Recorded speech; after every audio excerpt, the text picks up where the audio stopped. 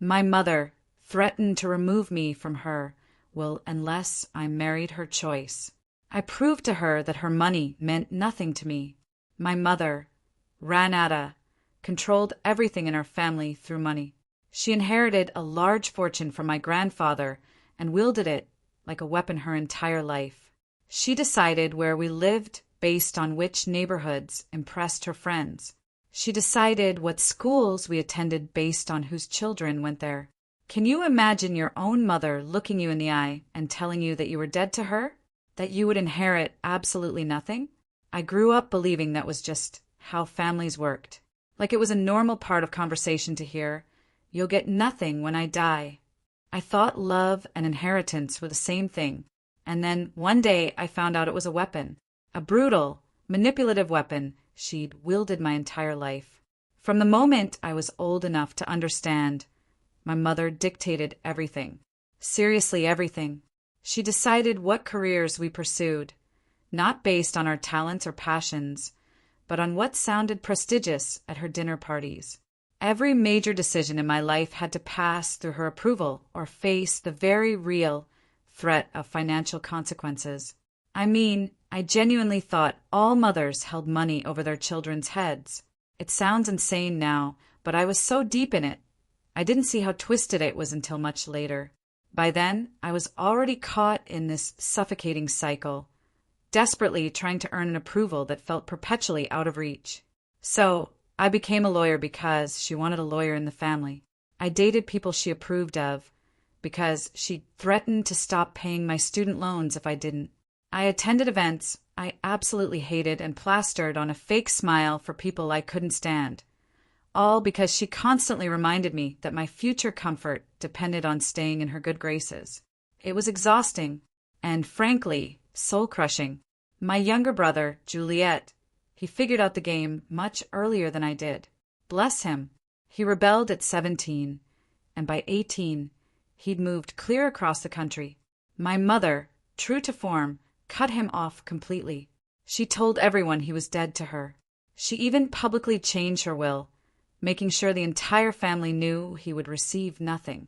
He was her living, breathing example of what happened when children disobeyed. I watched it all unfold, terrified. So I learned to stay quiet. I learned to play her game. And then I met Franklin, someone my mother absolutely did not choose. He was a carpenter, a craftsman. He built custom furniture for wealthy clients, earning a decent living doing work he genuinely loved. We met at a coffee shop. He complimented the book I was reading, and we ended up talking for 2 hours. 2 incredible hours. I gave him my number without even a flicker of thought about what my mother would say.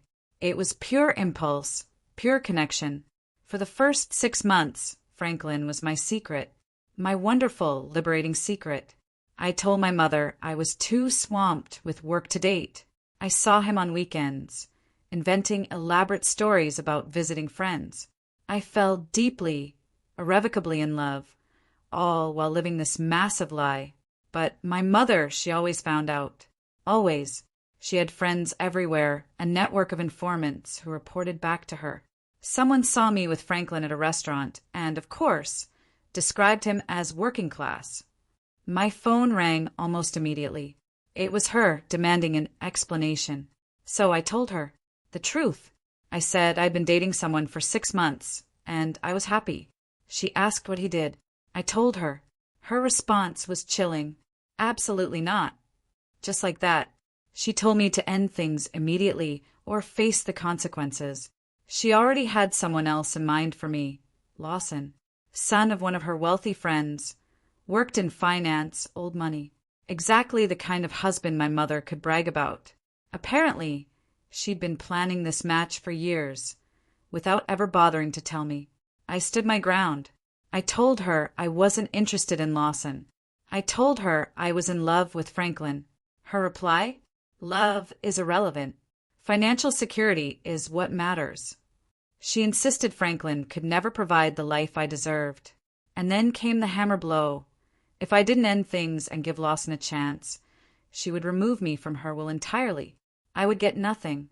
Not the house, not the investments, not the jewelry. None of it. I would be as dead to her as Juliet was. I asked for time to think.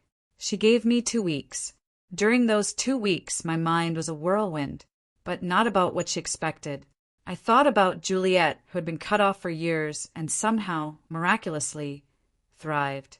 I thought about Franklin, who built beautiful things with his hands and never once asked about my family's money, never cared about my background. I thought about myself, the person I had become, constantly trying to please a woman who only ever loved me conditionally. I thought about what I actually wanted from life versus what my mother had so carefully orchestrated for me. At the end of 2 weeks, I called her. My voice was steady. I choose Franklin. She said she was disappointed, but not surprised. She said I was making the biggest mistake of my life. She said her lawyer would change the will by the end of the week.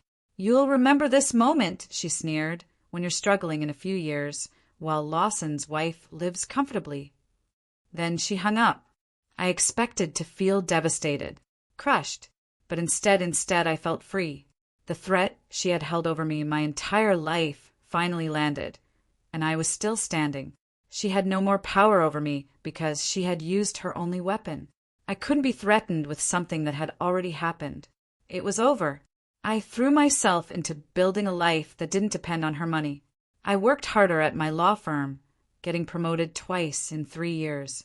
Franklin and I moved in together, eventually buying a small house. I reconnected with Juliet, who had built a truly successful life without any family support. I learned that money from my mother would have come with strings attached forever. I was better off earning my own. My mother didn't speak to me for 2 long years. She told relatives I had chosen a construction worker over my own family. She painted herself as the victim, an ungrateful daughter who didn't appreciate her sacrifices. It was all a performance. Then her health started declining. The phone rang at 11:47 p.m. on a Tuesday. I was in bed, reading, while Franklin worked on furniture designs at his desk. I almost didn't answer. Unknown numbers that late usually mean spam. But some gut feeling made me pick up. It was my Aunt Macy, her voice shaky and rushed. My mother had collapsed in her bathroom. Heart attack.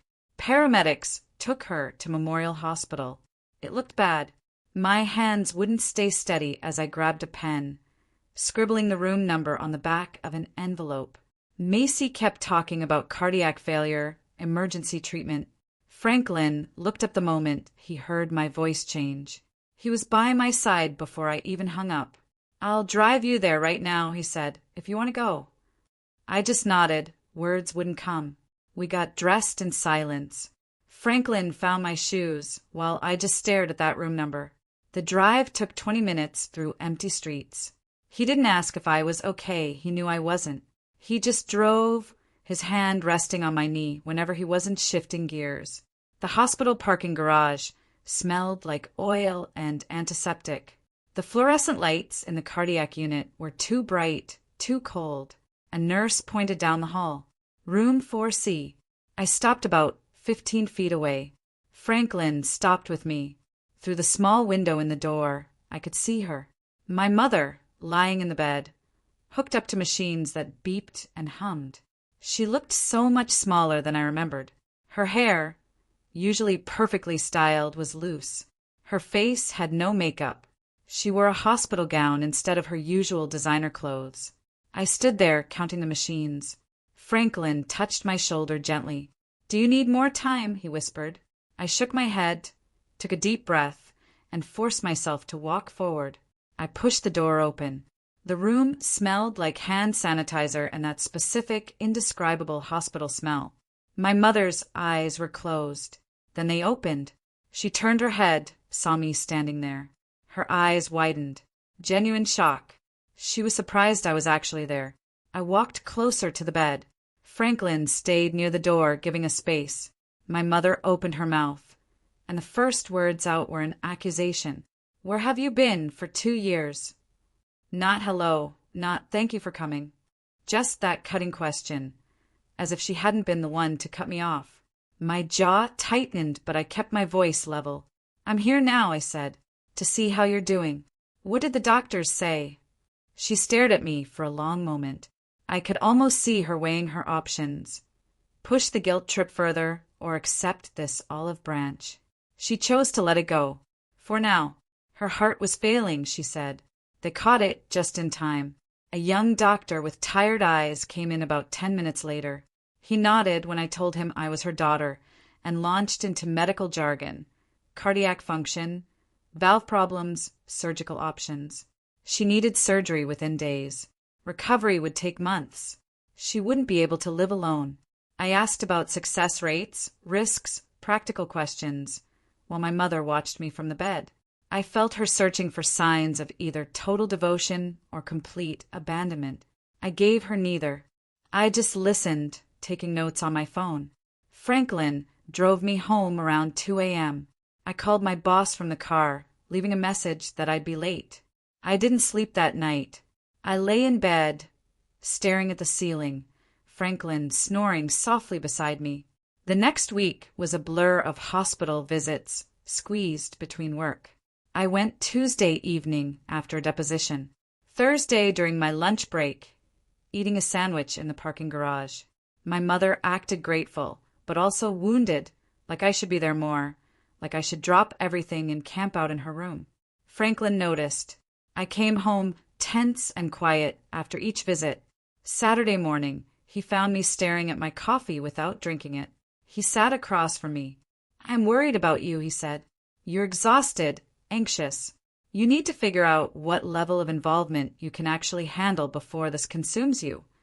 His words made perfect sense, but I didn't know how to respond. The following Monday, Juliet called. I was at work, reviewing contracts.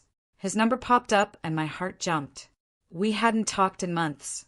He'd heard through family gossip that Mom was in the hospital. He asked how bad it was. I told him everything. We ended up talking for 2 hours, sharing stories about her patterns. We realized we both felt the same confusing mix of concern and resentment.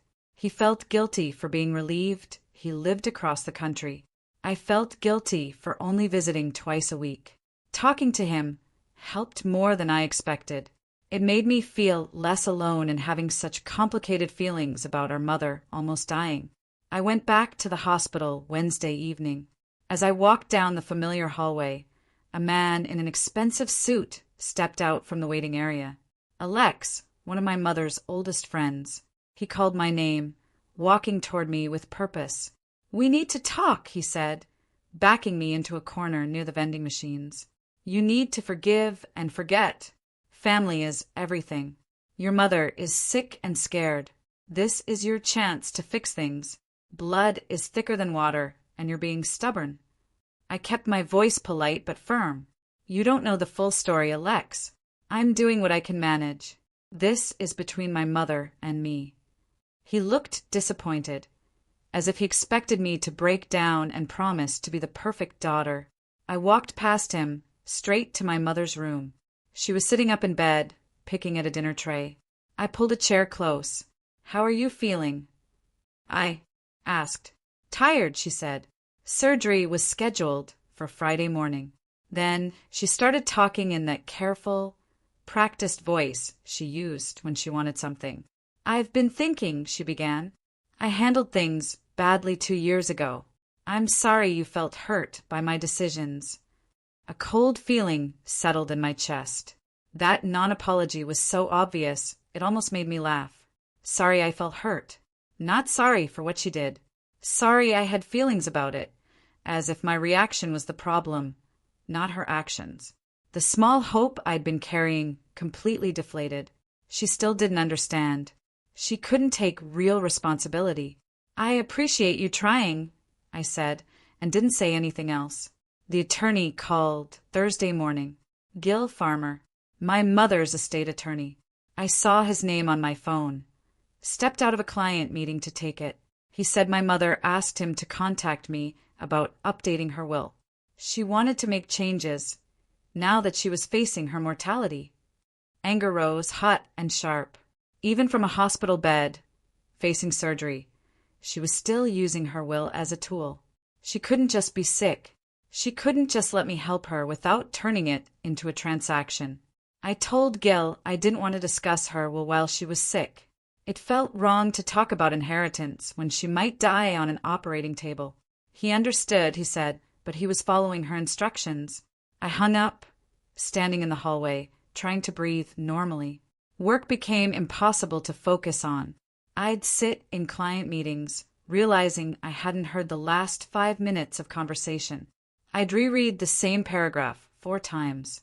My boss noticed. During an important meeting with a potential client, I blanked on a simple question about a timeline. She covered for me smoothly but pulled me aside afterward. "Everything okay?" she asked gently. I mumbled something about family stuff. She said to let her know if I needed time off. That's when it hit me. I needed to set clearer boundaries before this crisis ate my whole life. I couldn't be the daughter my mother wanted and also the lawyer my firm needed. I had to choose what I could actually give, and accept that it wouldn't be enough for everyone. I came home that evening. Franklin was in the kitchen, making dinner. He asked about my day. "Fine," I snapped. He mentioned he'd picked up groceries, noticed we were low on coffee. I immediately snapped at him about leaving the bags on the counter instead of putting things away. He stopped chopping vegetables. The kitchen went quiet, except for something simmering on the stove. "You've been on edge for days," he said, his voice soft but firm. "I'm worried about you." "I'm handling it," I said, defensive. He put down the knife. "No, you're not. You're letting it consume you. I've watched you turn into someone else every time you come back from that hospital. Your mother spent years controlling you with money, and now she's controlling you with guilt. And you're letting it happen all over again." His words landed hard, because they were true. I'd been so focused on doing the right thing that I forgot to protect myself from falling back into old patterns. I apologized for snapping. He came over, hugged me tight. "We need to figure out what you can actually give," he murmured, "without destroying yourself in the process." 2 days later, Juliet called. He'd booked a flight. He arrived Thursday afternoon, and we drove straight to the hospital. I felt nervous, bringing him after all these years. We rode the elevator in near silence. When we walked into her room together, my mother's face cycled through emotions. Surprise first, then something like fear, then something softer, almost tender. She just stared at us, her 2 rejected children standing side by side. Juliet simply said hello, asked how she was feeling. She mumbled about being tired but recovering. We sat in awkward silence for a few minutes. Then my mother started crying. Quietly. "I never thought I'd see both of you together again," she whispered. "I made terrible choices. I pushed away the people who mattered most." Juliet and I exchanged glances. It wasn't a full apology, no, but it was closer than anything she'd ever said before. We stayed for an hour, talking about neutral things, the weather, the hospital food. When we left, Juliet said, "That was harder than I expected, but also better somehow." Aunt Macy caught me in the hospital parking lot the next day. We sat on a bench outside. Macy said my mother had been talking about how lonely the past 2 years had been. She missed me and Juliet more than she'd ever admit to us directly. My mother was too proud to say she was wrong, Macy explained, but she clearly felt bad about losing her children over money and control. Macy had watched her look at old photos and cry when she thought no one was watching. Something shifted in my chest. Not forgiveness, not yet, but an understanding that my mother was suffering, too. Macy wasn't making excuses. She just wanted me to know my mother did have regrets, even if she couldn't articulate them. I thanked her. Family was complicated, she said, but worth fighting for when possible. 3 days after her surgery, my mother had a setback. Her heart rate dropped. Monitors started beeping wildly. Nurses rushed in, pushing me out of the room. I stood in the hallway, watching through the window as they worked on her. 20 agonizing minutes later, a doctor came out. She'd stabilized, he said, but it had been close. The next 24 hours were critical. I called Juliet and Franklin, then went back into her room. She looked so small, tubes and wires everywhere. I sat down and took her hand. It felt thin and cold. She squeezed back weakly, without opening her eyes. We sat like that for hours. No words, but something profound changed between us in that silence. I realized I didn't want her to die with all this anger and distance between us. I wanted her to know I loved her, even though she'd hurt me. I wanted to find some kind of peace before it was too late. When my mother finally stabilized and woke up properly, she seemed different, softer. She asked me about my life with Franklin in a way that sounded genuinely curious, not judgmental. I told her about our house, how Franklin had built most of our furniture by hand, the dining table from reclaimed wood, the bookshelves he designed for my law books. She listened, without interrupting or criticizing. She asked about Franklin's work. I explained he'd gotten a contract making custom pieces for a new hotel downtown. That sounds like good work, she said. The conversation was strange and fragile, like we were both trying hard not to break whatever small connection we'd found. I left that day feeling something I hadn't felt about my mother in years. Hope, maybe, or at least possibility. The next week, I ran into Catherine, her nurse. Catherine stopped me. I wanted to tell you something, she said. My mother talked about me all the time. There was a photo of me on her bedside table that she looked at constantly. I was shocked. My mother never showed that kind of open affection. Catherine said my mother had mentioned how much she missed having me in her life. She seemed to regret a lot of her past choices. I thanked Catherine. It made me wonder if facing death had changed my mother's view on what truly mattered. Maybe she realized money and control meant nothing compared to having people who loved you. 2 weeks after the surgery, my mother asked if we could talk seriously. I pulled my chair close to her bed. She'd been thinking a lot, she said, recovering there. I was wrong to try to control your life the way I did, she admitted. She did it, she explained, because she wanted me to be secure, comfortable. She grew up with nothing and spent her whole life afraid of being poor again. She thought money could protect me from suffering. I listened. Then I told her, real security comes from being loved for who you are, not what you do or who you marry. Feeling controlled and conditional isn't security at all. My mother started crying. Real tears, not those angry, manipulative tears she used to shed. It was the first time I could remember seeing her cry with genuine emotion. I understand that now, she choked out, but I wish I'd understood sooner. I wasted so many years being afraid and trying to control things that didn't need controlling. I reached over and held her hand while she cried. A few days later, my mother said she wanted to meet Franklin properly, not just a passing glimpse, but to actually talk to him, get to know him. I felt nervous, but agreed. I brought Franklin to the hospital that weekend. My mother was sitting up, more alert. She shook his hand, thanked him for coming. Then she asked him about his work, his family, how we met. Franklin answered everything honestly, patiently. He talked about learning carpentry from his grandfather, why he loved working with wood. He talked about meeting me in the coffee shop and how he knew immediately he wanted to get to know me better. My mother asked pointed questions about his business, his plans. Franklin didn't get defensive. He just told the truth. He loved his work, he loved me, and he was building a good life. I watched my mother's face. She was really listening. For the first time, after Franklin left, my mother was quiet for a while. Then she said, I can see why you chose him. He clearly loves you and treats you well. He seems like a good man who makes you happy. It wasn't a full apology for everything, no. It wasn't close to making up for years of control and threats. But it was something. It was her acknowledging that my choice was valid, that I knew what was right for my own life. That meant more than I expected it to.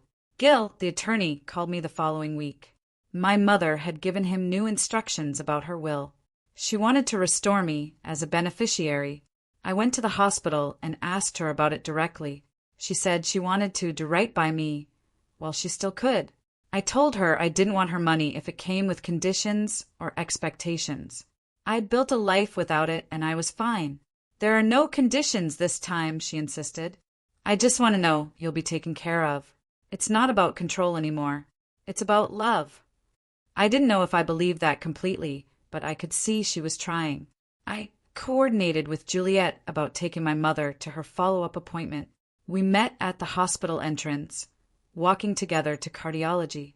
My mother sat between us in the waiting room, reaching for both our hands at the same time. Her fingers were thin and cold, but her grip was firm. She looked at me, then at Juliet, her eyes filling with tears. "I've been thinking a lot during my recovery," she said, "about all the years I wasted trying to control you instead of just loving you. I could have been enjoying having you in my life this whole time, but I was too busy being proud and stubborn." She finally understood what she lost when she cut us off. "And I'm so sorry it took almost dying for me to figure it out." Juliet squeezed her hand. My throat tightened. The nurse called her name, and we all stood up together. After the appointment showed good progress, I suggested we plan a family dinner at our house. My mother looked surprised, but agreed immediately. Franklin and I spent the weekend getting ready. He cleaned. I cooked, both of us nervous about having my mother in our space for the first time. Juliet arrived first with a bottle of wine. Aunt Macy showed up with flowers.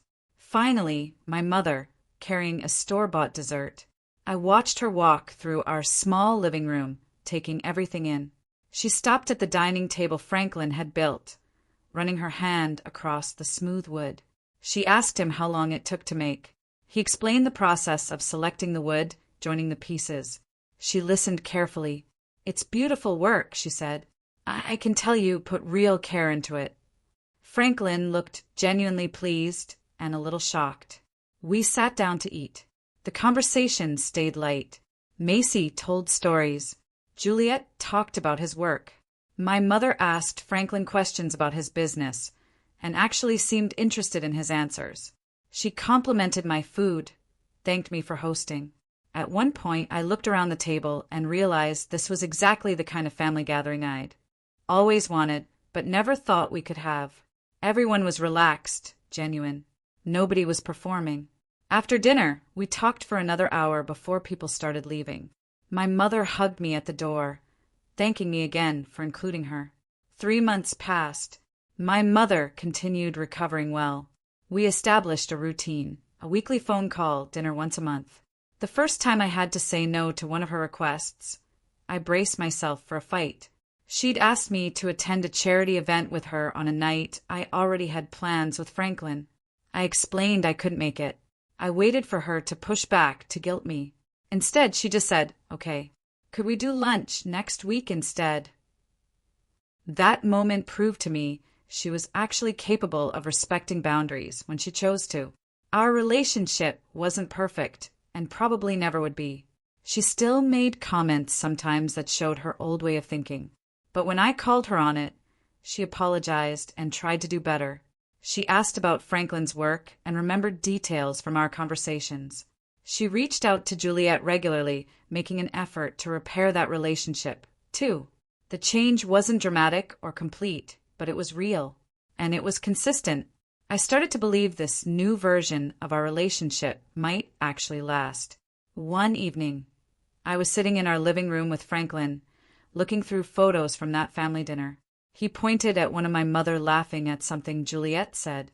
"She looks so different," he mused, "compared to that stern woman in the hospital months ago."